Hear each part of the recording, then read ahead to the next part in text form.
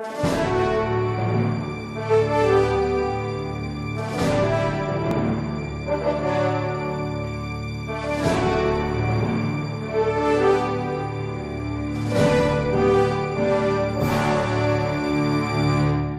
Resposta Católica de hoje, gostaríamos de responder a pergunta se é verdade que a Igreja já proibiu a leitura da Bíblia. Bom, a resposta, para ser breve, é não, não é verdade. A Igreja não proibia a leitura das Sagradas Escrituras. O que a Igreja sempre advertiu é que as Escrituras devem ser lidas com a assistência do magistério. E é aqui que nós devemos compreender toda a normativa da Igreja com relação às Sagradas Escrituras. Vamos então ver historicamente. Temos, em primeiro lugar, o belíssimo período do primeiro milênio. Durante o primeiro milênio, nós vimos se desenvolver no seio da Igreja toda a tradição da Léxio Divina, ou seja, a leitura orante da Palavra de Deus. Que beleza vermos nos Santos Padres essa realidade, não é? As cartas de São Jerônimo aos seus filhos e suas filhas espirituais, que falam com que assiduidade nós devemos ler as Sagradas Escrituras. Mesmo se cansados, nós cochilarmos, São Jerônimo diz com uma poeticidade enorme que a Sagrada Página acolhe o rosto do orante. Sim, porque a Escritura cresce com o orante, diz São Jerônimo. E o próprio Catecismo da Igreja Católica nos recorda esta tradição da Léxio Divina no número 2653.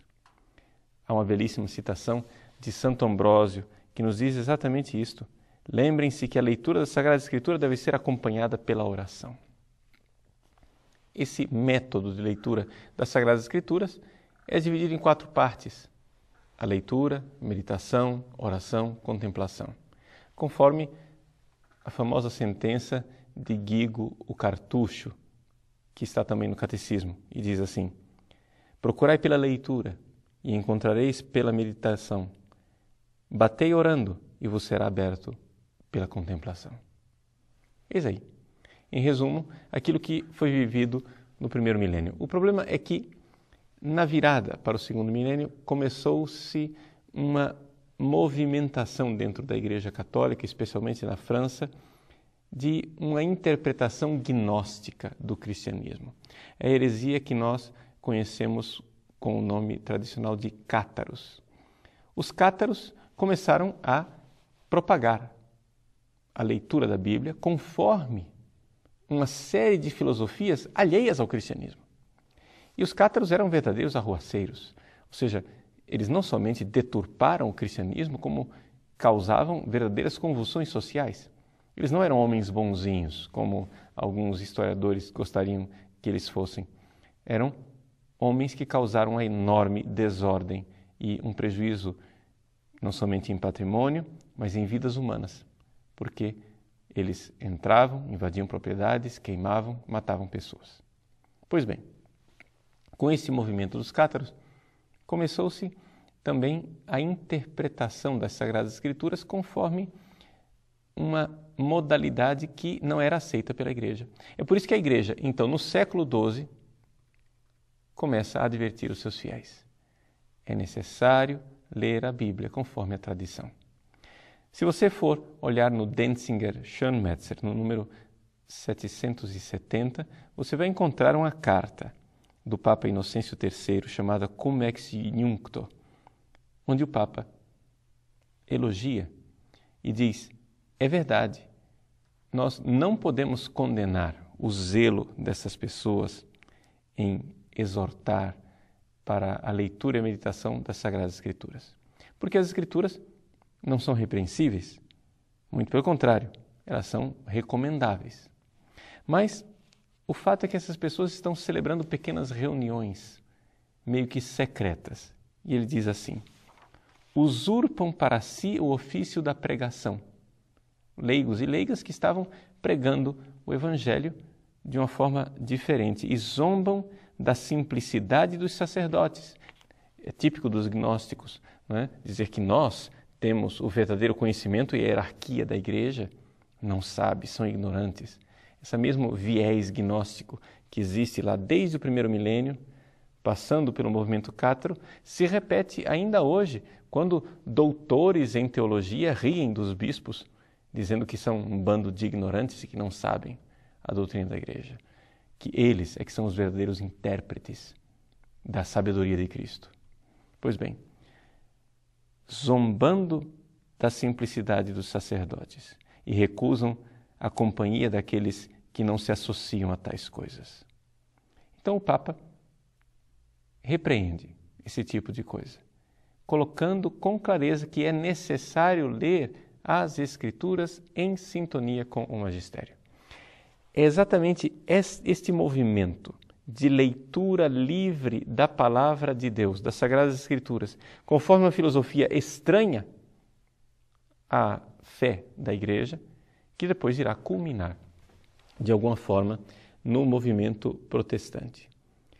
O movimento protestante não é cátaro, mas guardou algumas nuances dessas movimentações cátaras, ou seja, essa coisa de falar mal do clero, falar mal da hierarquia e colocar as pessoas, os homens e mulheres leigos, como rebeldes contra o magistério da Igreja.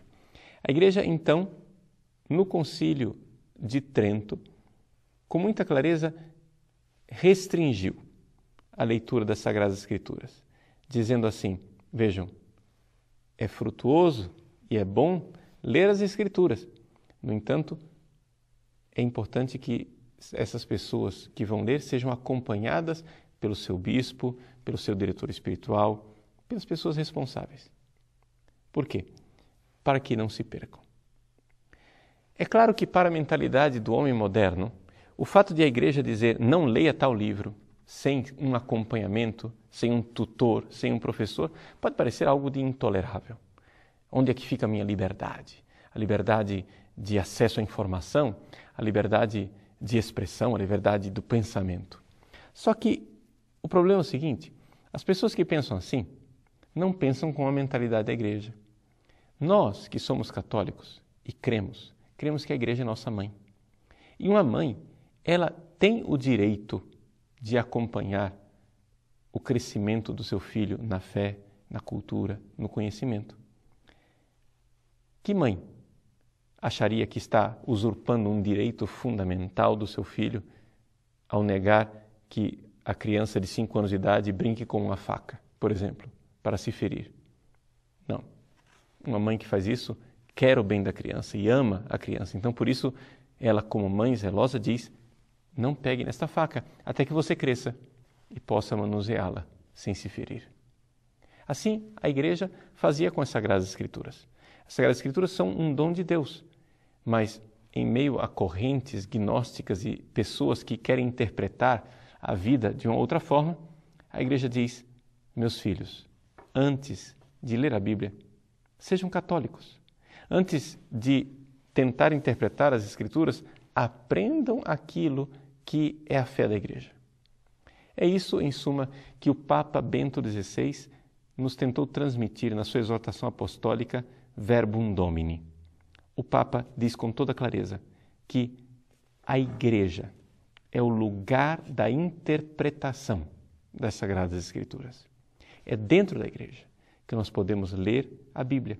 E a partir dessa chave de leitura, que é Jesus Cristo, não a partir de preconceitos empiristas ou iluministas, como fazem alguns teólogos contemporâneos, mas a partir daquilo que é a fé transmitida pelos apóstolos. Esta é a chave de leitura. E é por isso que a Igreja, quando permitia a tradução da Bíblia, sempre exortava para que as edições bíblicas fossem ornadas de notas de rodapé, onde ali, naquelas notas, se ensinasse aos fiéis a forma de interpretar as Escrituras conforme a tradição dos Santos Padres. Esta é a orientação da Igreja e é isto que continua válido ainda hoje. O Concílio Vaticano II, através da Constituição Dei Verbum, sobre a revelação divina, nos colocou este convite a abrirmos generosamente os nossos corações para as Sagradas Escrituras, para aprendermos da Palavra de Deus, da riqueza da Bíblia, aquilo que Deus quer nos transmitir. Muita gente atendeu a esse convite e fez bem em fazê-lo, mas outras pessoas não se depararam com o fato que, mesmo o Concílio Vaticano II, exorta para que a interpretação da Bíblia seja sempre feita de acordo com a tradição, o magistério e os santos padres. Por isso, na Igreja Católica não existe a sola scriptura, muito menos o chamado livre exame, doutrina calvinista, que para nós não faz sentido algum. Não se pode pegar um texto e interpretá-lo conforme o seu bel prazer. O texto deve ser lido no espírito do autor. E nós sabemos que este autor é Deus que se fez palavra. A Igreja não é a religião de um livro, é a religião de uma pessoa, Jesus. E este Jesus continua vivo na sua Igreja, nos seus santos, ao longo dos séculos. Esta Igreja, portanto, que tem a missão de interpretar a Bíblia.